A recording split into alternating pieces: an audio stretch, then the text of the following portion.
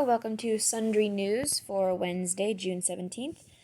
We begin with something different today. It's Conservative Review. Yes, shocker. I am a conservative. In most cases. Pretty conservative. Anyway, here are the top stories. Supreme Court decision redefining sexuality will wreak havoc on society. Thanks to Justice Gorsuch's contorted reading of the words sex in anti-discrimination law, you now have a right to sue for protection for biological traits you do not possess. Ugh. The real reason they're keeping Americans home. Urgent video. Black woman leaves white woman speechless, explains why she won't vote for Joe Biden. These Democrats, they hate black people. This is true. She blasted Black Lives Matter, too. Good for her. Listen, Justice Gorsuch is even worse than you think. Oh, really? I thought I liked him. Don't listen to the phony conservatives defending Gorsuch's insane ruling. This will change our entire society. I hate infighting. Can't we just all get along and fight the left together? Texas teen found hanged from a tree outside of school. This is horrible. Wonder why it was outside of school. Okay. Does it have to do with the panic? Texas police say a black male teenager was discovered hanging in a tree near the parking lot of a local school on Tuesday. At least 3 other black men have been found hanged from trees in as many weeks. What are the details? A spokesperson for the Harris County Sheriff's Office tweeted, this is from The Blaze, by the way. A spokesperson for the Harris County Sheriff's Office tweeted, deputies were called to the parking area of a school in the 6600 block of Rosebrook, where a teenage black male was found deceased. Based on security video, witnesses, and other evidence, preliminary indications are the male hanged himself. In a follow-up statement, authorities said that there are currently no signs of foul play. Cause of death is pending autopsy, the statement added. Well, if you have video, if you have security video, then I'm pretty sure that's just a formality at this point. There are currently no signs of foul play. Cause of death is pending autopsy. KTRK TV's Stephanie Oakley also reported on the incident via Twitter, writing, "Breaking, according to HCSO Texas, a teenage black boy was found hanging in spring. Investigators say they reviewed surveillance evidence, spoke to witnesses, and it appears to be a suicide." She added, "Sources tell me the 17-year-old black boy found hanging from a tree outside of Earhart Elementary School. In elementary school? Why? Was a student at Klein High School most recently. There was a thorough investigation that included video review and speaking to family. There was no foul play suspected." Oakley also revealed that several people questioned the viability of such witnesses. Well, of course they have. If he had been white, they wouldn't, but he's black, so of course you have to question it. "Many have questioned the witness aspect of this," she wrote. "Witness does not mean they witnessed the individual dying. Witness is also whoever was there to see the individual afterwards and called police." Well, yeah, no shit. What else? In May, a 38-year-old black man was discovered hanging from a tree in Victorville, California. His family members don't necessarily believe that he committed suicide, despite police officers saying they did not believe foul play was involved in the man's death. Earlier in June, authorities discovered another black man hanging from a tree in New York City. Just 1 day later, authorities discovered a black man hanging from a tree in Palmdale, California. The man's family did not believe that their late loved one was suicidal. Well, okay, no, I think that's the norm. Most families, if they did believe that, okay, when somebody kills themselves, you either had no idea that they were close to that, or now that it's happened, you realize that you did know something and you should have done something, but you couldn't, so you have to sort of block that out. Either way, that's what the families are going to say. That doesn't mean anything. And this is so stupid, and I don't know why I'm crying, because normally I don't cry about grown people dying. But what's really sad is that given the assumption not just an assumption at this point, since all the investigations say suicide. Given that as a fact, one has to question whether this decision by them was arrived at because all of society is telling them that they're screwed. It's telling them that the system is always going to be against them and they're never going to get ahead in life, because that's just not true. It's a lie. If that's what the cause is, that they are killing themselves over a deception, then that's just awful.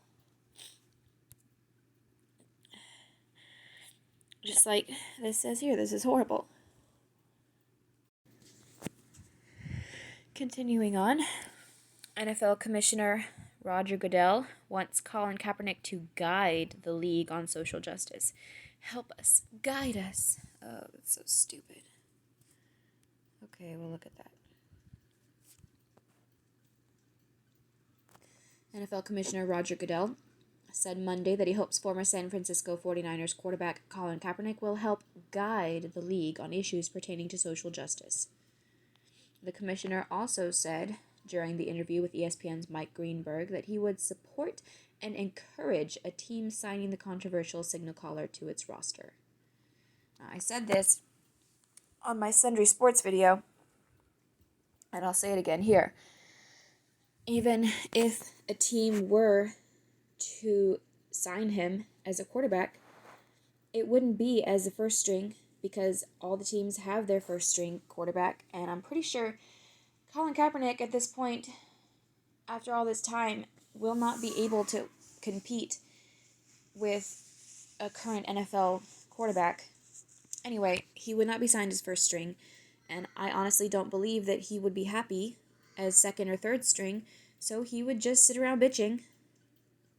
Not much change there, so there's no point, and it would be a detriment to the team, I believe. Kaepernick has not played in the league since 2016. That was 4 years ago, by the way, when he was released by the 49ers following the season after losing his starting job to Blaine Gabbert. During that same season, he ignited controversy by kneeling during the national anthem at the start of games to protest racial injustice and police brutality in the United States. A brilliant, brilliant way to stay in the limelight even though he was losing his job. Very, very smart. I wonder if it was his agent's idea. Well, listen, if he wants to resume his career in the NFL, then obviously it's going to take a team to make that decision, Goodell said. But I welcome that, support a club making that decision, and encourage them to do that. I don't think that that's really what he wants. Because if that was really what he wanted, he would have actually participated in the scheduled workout that the NFL graciously put on for him several months ago. But he didn't. Last minute, he decided to pick his own venue, bring in his own camera crew, make it all about his publicity, not so much his workout and his career opportunities. Quote, if his efforts are not on the field but continuing to work in this space, we welcome him to that table and to help us, guide us, help us make better decisions about the kinds of things that need to be done in the communities. Goodell continued, oh, Colin, how exactly would you like us to suck your dick? Do you want it this way or you want it this way? We have invited him in before, and we want to make sure that everybody's welcomed at the table and trying to help us deal with some very complex, difficult issues that have been around for a long time. Oh, just tell me, Cap. Just tell me how you want to fuck me. You want to do it from behind? Goodell appears to be towing the line as favorability toward Kaepernick's kneeling movement has jumped significantly since the death of George Floyd, who died after former Minneapolis police officer Derek Chauvin knelt on his neck for nearly 9 minutes. A majority of Americans, 52%, now believe it is okay for NFL players to protest by kneeling during the anthem. Up by nearly double since Kaepernick's time in the league. As protests and riots erupted across the country over Floyd's death and Kaepernick's kneeling movement gained support, Goodell looked to make amends with the black community. Earlier this month, Goodell released a video apologizing for the NFL's failure to listen to players regarding racial inequality. "We, the National Football League, believe Black Lives Matter," Goodell said in the video. "I personally protest with you and want to be part of the much-needed change in this country." However, according to ESPN, after the video was released, the commissioner was slammed for not mentioning Kaepernick by name. Oh, because everybody has to mention Kaepernick. Everybody has to talk about Kaepernick. Ugh. That's all for that. Now we come to the Daily Wire. The Daily Wire. Progressive mayor who supported Black Lives Matter gets home vandalized during riots, calls it domestic terrorism, which it is. Hypocrite. Uh-oh. Bailout fund promoted by celebs under fire after taking in $30 million, spending almost no money on bail. What did I say? What did I fucking say? That's what I said. I said the situation is ripe for all this money to be given without much accountability, and it goes to the wrong place. Let's see what it says. On Monday, the celebrity-touted Minnesota Freedom Fund posted a message online after facing intense backlash over the bailout charity's allocation of funds and lack of transparency. According to MFF's website, the organization has brought in over $30 million in donations since the death of George Floyd. However, only well over $200,000 in donations, less than 1% of their funds, have actually been used to bail out protesters and rioters. "Appreciate all those calling for transparency," the fund posted online Monday. "We see y'all. Our values and mission have not changed since 2016. Be on the lookout for things coming on our end. Be well." A follow-up tweet read, "Without jeopardizing the safety of the folks we bailed out, we paid well over $200,000 in the week since the uprising alone. We are working on doing more."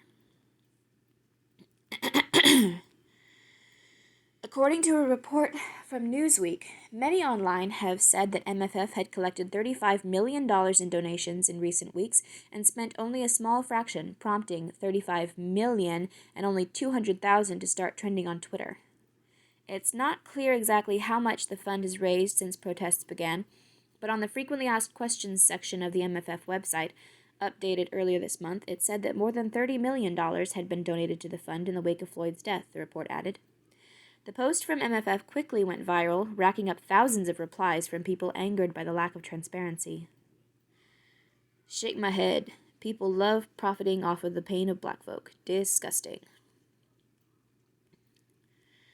And the remaining $34,800,000 went where? $200,000 is such a small portion of the $35 million donated. One thing you don't play with is folks' money. Better give that shit back before Black Twitter wakes up. I wonder how many people have been arrested and how many have been asking for help with this.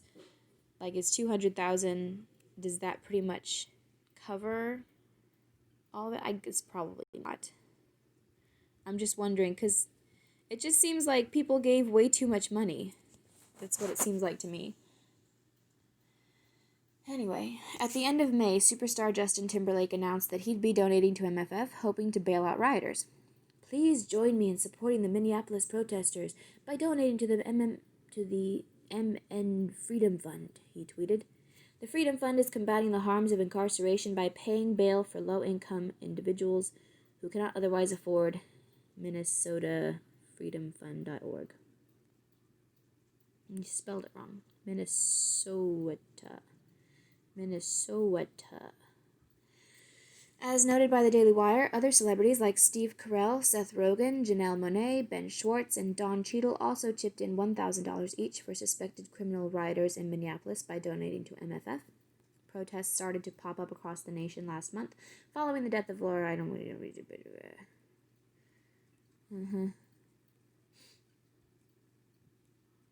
I don't know why you would want to give money to bail out people arrested for actual crimes.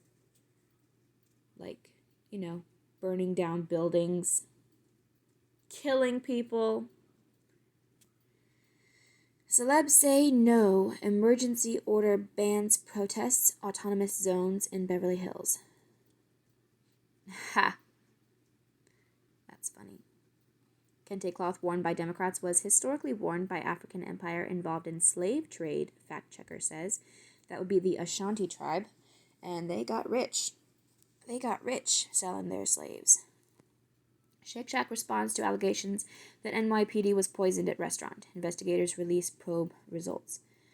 This was bleach that was put in police drinks. And I'm pretty sure they were eating at the location. Not sure how Shake Shack can get around that. Continuing. The Daily Yahoo, brought to you by Yahoo News. Terry Crews doesn't regret black supremacy tweet. I really want the dialogue. Brooklyn Nine-Nine star Terry Crews appeared on The Talk and made it clear he doesn't regret posting his black supremacy tweet. I don't remember what that said. Let's look at that. Terry Crews is... what's the word? Terry Crews is a little strange sometimes. You can't quite put your finger on what he's gonna think, which is good. Terry Crews will keep talking about his controversial black supremacy tweet if it furthers the conversation about race. The Brooklyn Nine-Nine star and America's Got Talent host, 51, he's 51, appeared on Tuesday's The Talk and was asked about the tweet, which prompted backlash earlier this month, leading him to clarify his comments. Crews made it clear he doesn't regret what he wrote. What I said was defeating white supremacy without white people could create black supremacy, Crews reiterated, referring to this tweet. And people think that that can't exist. It's so stupid. The former football star explained, in Black America we have gatekeepers. We have people who have decided who is going to be black and who's not. And I simply, because I have a mixed race wife, Rebecca King, I guess, okay, that's her, have been discounted from the conversation a lot of times by very, very militant movements, black power movements. I've been called all kinds of things, like an Uncle Tom, simply because I'm successful, simply because I've worked my way out of Flint, Michigan. Crews said, which is a thing that is possible, obviously. That's what people can do. That's what anybody can do. Crews said the problem with that is black people have different views. That's what anybody can do if you have the drive and the willpower and sometimes the talent, but sometimes you don't actually need much talent. The problem with that is black people have different views. When you're white, you can be Republican, Libertarian, Democrat, you can be anything, but if you are black, you have to be one thing. Crews went on to reference presidential hopeful Joe Biden's comments, if you have a problem figuring out if you're for me or Trump, then you ain't black, to illustrate his point. It's a good illustration. Crews said blackness is always judged, even by those with the blackness. Because of that, I'm going, wait a minute, that right there is a supremacist move. You have now put yourself above other black people. Cruz's tweet led to the backlash. Equality is the truth. Like it or not, we are all in this together. When co-host Cheryl Underwood asked if he regrets using the term black supremacy, he said no. I can't really regret it because I really want the dialogue to come out, he said. Maybe there's another term that might be better. We're separatist or elitist. But the thing is, I've experienced supremacy even growing up. I've had black people tell me that the white man is the devil. I've experienced whole organizations that have viewed themselves because of the suffering of black people. They have decided that now we are not equal, we are better. And I think that's a mistake. Good man. Smart man. Smart man in a pink blazer. Lovely. U.S. Justice Department employees to testify about political meddling, House panel says. 2 Justice Department employees will testify to Congress next week about political influence on law enforcement activity, including one who worked on Special Counsel Robert Mueller's Russia probe, the Democratic-controlled panel said on Tuesday. House of Representatives Judiciary Committee Chairman Gerald Nadler said something. Influence on law enforcement activity. Okay. Oil rises on positive news from COVID-19 drug study. Oil rose on Wednesday on hopes for economic recovery and for a clinical trial showing a cheap steroid could help save some critically ill coronavirus patients, but fears of a second wave of the virus curbed gains. Something about U.S. West Texas. That's where the oil is, folks. Obama to hold joint fundraiser for Biden next week. Presumptive Democratic presidential nominee Joe Biden is getting some help from his former boss, Barack Obama, as he looks to fill his campaign coffers and unify the Democratic Party ahead of the November election. The former president and Biden will appear together next Tuesday. It'll be interesting to see what the turnout will be for that, as opposed to Trump's rally that's happening soon. Self-cleaning mask can kill viruses with heat from phone charger, researchers say. Israeli researchers say they have invented a reusable face mask that can kill the coronavirus with heat by drawing power from a mobile phone charger. The disinfecting process takes about 30 minutes, and users should not wear the mask while it is disinfecting. 10 free streaming services that you probably had no idea about. What's better than a movie night? A movie night that costs $0 from Good Housekeeping. I've got a few of those. Don't need that many.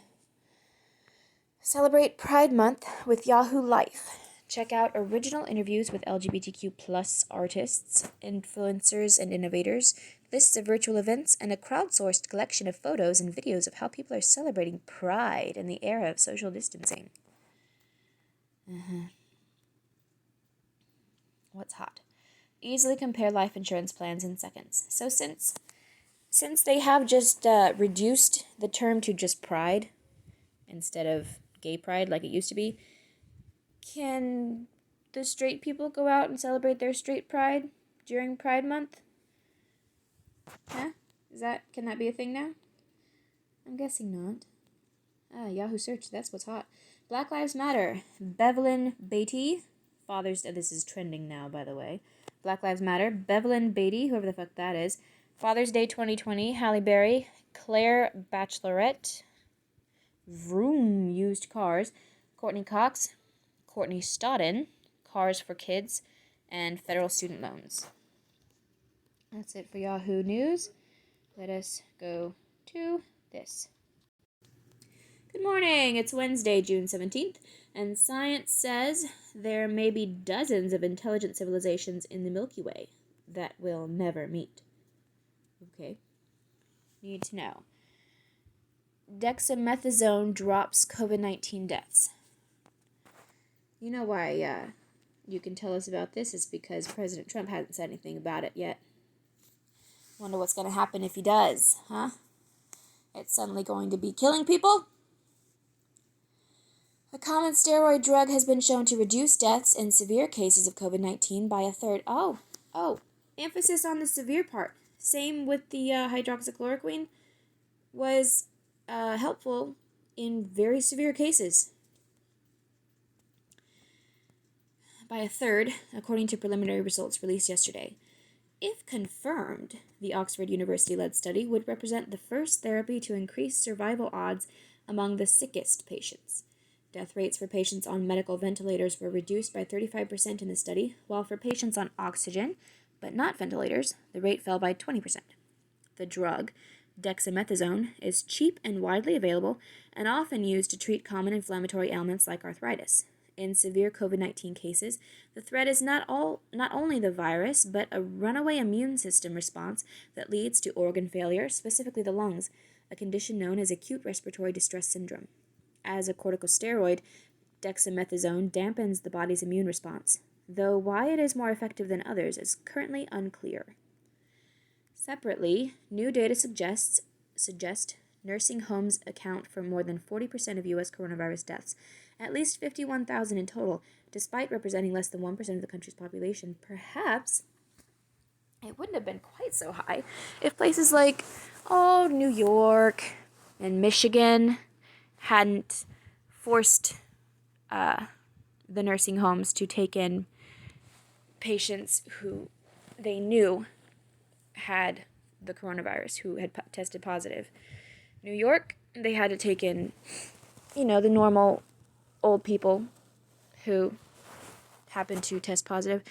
Michigan, I believe it was Michigan, where they actually had to take in anybody, fucking anybody of any age that tested positive, just as a way to keep the hospitals cleared out for more people. And in at least one case, probably more, but one that I've heard of, one of the coronavirus patients, the younger guy, was beating up on the old people. I wonder if any of those died, and if they did, would it be contributed to coronavirus? Attributed, that is, would it be attributed to coronavirus? I wonder if that happened. Cities and Fed focus on police reform. President Trump signed an executive order yesterday directing federal agencies to encourage improved police procedures. Okay. That's a little bland, but good for an executive order. The order also establishes a database to track instances of excessive force and the officers who commit such violations. Full order here. Is it going to be public, I wonder? The move comes on the heels of nationwide and global protests over the death of George Floyd, killed while being taken into custody by Minneapolis police officers 3 weeks ago. Aides, it's only been 3 weeks? Geez, it feels like forever. Aides said the order complements legislation currently being developed by Senator Tim Scott. That's a Republican from South Carolina. Democrats in the House and Senate also previously unveiled a police reform proposal, which went a little too far in some areas. Not surprising. In Atlanta, Mayor Keisha Lance Bottoms announced a series of administrative police reforms, including requiring all deadly force incidents to be reported to a citizen review board. Citizen review board. How much diversity is going to be on that citizen review board? And I mean actual diversity of experience, as well as diversity of color, because at this point, I think that you would put all black people on there and call it diverse. Just saying. The move follows the death of Rayshard Brooks. Oh, because of that? Who was shot after a struggle with police in a Wendy's drive-thru. A number of other cities, including Los Angeles, New York City, and elsewhere, are considering immediate reforms. Check out the story of Camden, New Jersey, where the police department was rebuilt in 2011. Boogaloo killings in California. Stephen Carrillo, a sergeant in the U.S. Air Force, was charged with the ambush killing of a federal police officer in Oakland, California, prosecutors announced yesterday. The Oakland incident occurred May 29th. Carrillo was already under arrest for a June 6th ambush in which he killed a Santa Cruz County deputy and injured another. But deadly force is frowned upon. Chokeholds are frowned upon. Any kind of force is frowned upon. Authorities have linked Carrillo to an online extremist group referred to as the Boogaloo Movement. Messages referencing the group were scrawled in blood at the scene of the June 6th incident, including, "I became unreasonable," a loose call to action for members of the far-right anti-government collective. Because that's the big problem right now. Officials are still investigating Carrillo's involvement in extremist groups, though it was noted he was part of an Air Force anti-terrorist squadron known as the Phoenix Ravens as recently as April. Oh, they chose their guys well, didn't they? Read more on the group, which purportedly seeks to start a second civil war here. Because they're the ones that are going to end up starting a second civil war, huh? That's how that's going to happen? Right. Time for a one-card wallet. The Ascent. Scenario. You're at the register about to check out, and you open your wallet and see the credit card in the front slot. You hesitate. Is this the right card? But it's too late. You just left cash back on the table. If you've been dreaming of a one-card wallet, it's time you get your hands on this credit card recommended by our friends at The Ascent, by the Motley Fool. Not only does this card offer 0% intro APR for over a year, cardholders can also earn up to an industry-crushing 5% cash back, all with no annual fee. This is the stuff smart spenders and savers dream about. So whether you'd like to avoid paying interest until 2021 by transferring your existing credit card balance, or you'd like to secure the highest cashback rate we've found, next time you open your wallet and glance at the front slot, you'll have no doubt that you are making the right choice by swiping it. Learn more today. Please support our sponsors. In the know, sports, entertainment, and culture. Jimmy Kimmel tapped to host 2020 Primetime Emmys. The show's usual format expected to be altered due to the coronavirus, but details have not been announced. Mike McCormick, former MLB Cy Young winning pitcher, dies at 81 of Parkinson's disease. Harvard becomes latest university to temporarily drop standardized tests as part of its admissions requirements due to the coronavirus. Science and technology. 6 billion Earth-like planets may exist in the Milky Way according to a new upper limit estimate. Model suggests 1 Earth-like planet for every 5 sun-like stars. Pretty cool. Burning coal in Siberia, driven by volcanic eruptions, found to be a main cause of the Permo-Triassic extinction 250 million years ago. Web application firm Basecamp accuses Apple of denying an iOS update to its recently released email app, Hey, because it wasn't receiving a cut of app-generated revenue. Yeah, well, with Apple, it's all about the money. They got to get their money. They got to have their monies. Business and markets. U.S. stock markets soar. S&P 500 up 1.9%, Dow up 2.0%, NASDAQ up 1.8% as retail sales up higher than expected at 17.7% in May. Figures are still down 6% from same period last year. Well, honestly, 6% doesn't seem like too much, and when you think about all of the, the lockdowns, the closures, all that shit. Pacific Gas and Electric... Wait, does that take into account internet purchases? Retail sales? I wonder if that is just in-person sales or if it's also internet sales. Pacific Gas and Electric Corp. Pleads guilty on 84 counts of involuntary manslaughter from 2018 Northern California wildfires. Okay. Involuntary manslaughter, that's actually a reasonable charge, I suppose. More than some other courts have been doing recently. Apple to face European antitrust investigations into App Store and Apple Pay over 30% commission on digital content purchases. Wow. Get 'em, Europe. Politics and world affairs. India says 20 soldiers were killed in Himalayan border dispute with China. Scuffle is the first deadly border incident between the two in 45 years. China's getting too big for their britches. Somebody needs to drop a bomb on them or two. I'm kidding. White House sues to block book by former National Security Advisor John Bolton, saying it contains classified information that could threaten national security if released. So, redacted a little bit. Joseph D'Angelo, a Navy veteran and former police officer accused of being the Golden State Killer, expected to plead guilty to avoid death penalty. D'Angelo became an early example of using DNA ancestry databases to crack cold cases. Cash back every time. The Ascent is the friend who always does way too much research before committing to the best option. But their research has paid off in a big way this time with this card. It's the only one you'll need in your wallet. Combined 0% intro APR for over a year, no annual fee, and up to an incredible 5% cash back. You'll have no regrets swiping it next time you buy. Check it out now. Please support our sponsors. Etc.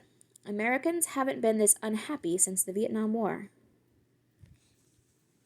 Yeah, that's not surprising.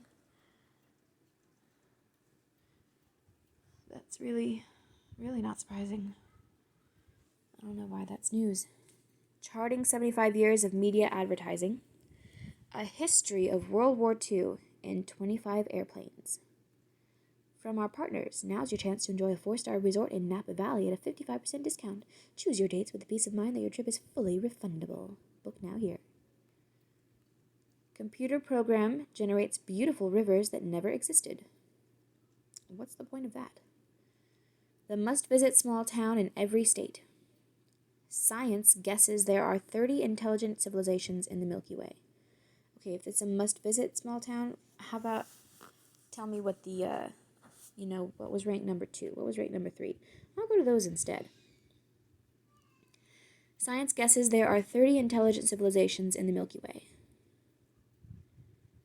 Have 75, so that's just an estimate based on, chances, odds.